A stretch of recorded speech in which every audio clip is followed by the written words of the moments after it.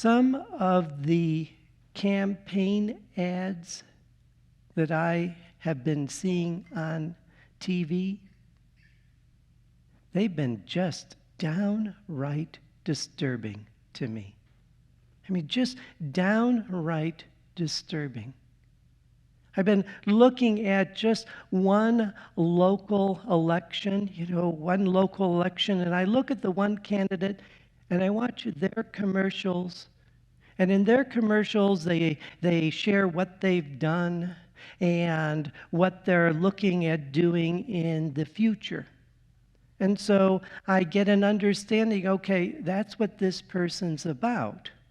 Now, the one they're running against, the only commercial that I'm seeing from that person, the only thing I've heard about what that person stands for is at the very end of the commercial, it says, I am so-and-so, and I don't know, support, agree, with this commercial.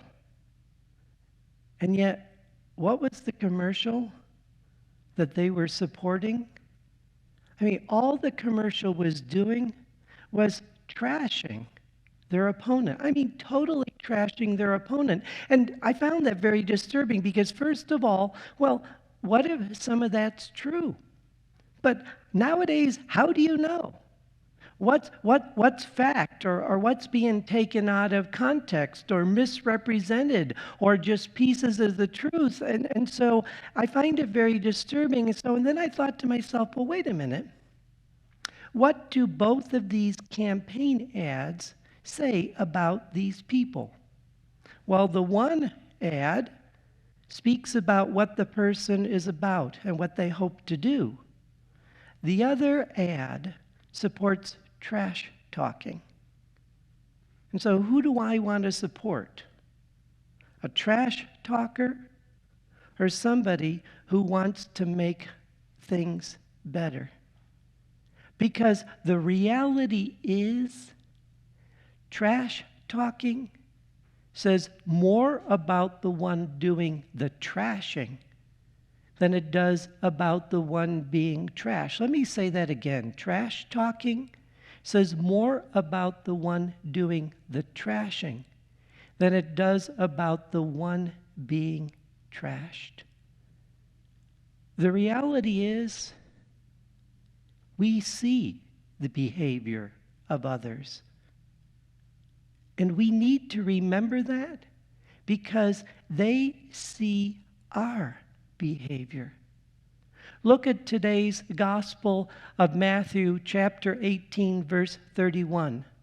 Now, when his fellow servants saw what had happened, they were deeply disturbed. Notice this. They saw what had happened. They were deeply disturbed and went to their master and reported the whole affair.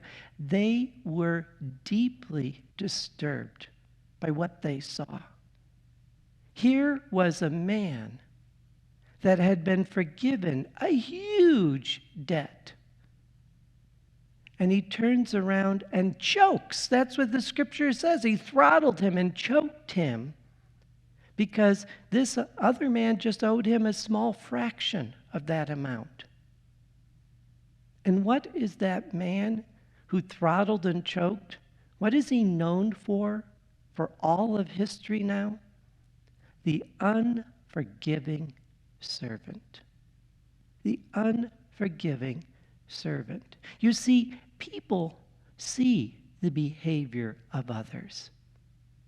And so we see trash talkers. And that's how they're known, trash talkers. We see unforgiving servant. And that's how they're known, as being unforgiving. And so how are we called to be seen as followers of Jesus Christ? How are we called to be seen? When people see us, are they disturbed? When people hear us, are they disturbed? Or are they inspired? May people see our behavior and be inspired and be inspired. That's what the world can really use a lot of right now. Inspiration. Inspiration.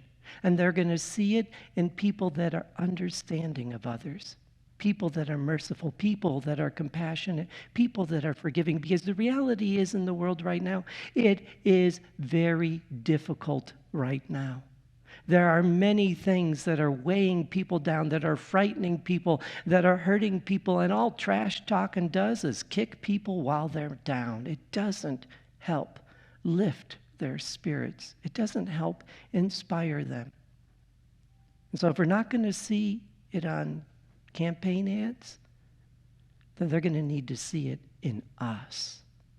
They're going to need to see it in us. May we be an inspiration to others in everything that we say and everything we do. When they see us, may they see our faith in Jesus Christ. When they see us, may they see us striving to live God's commandments. When they see us, may they see inspiration. May they see inspiration.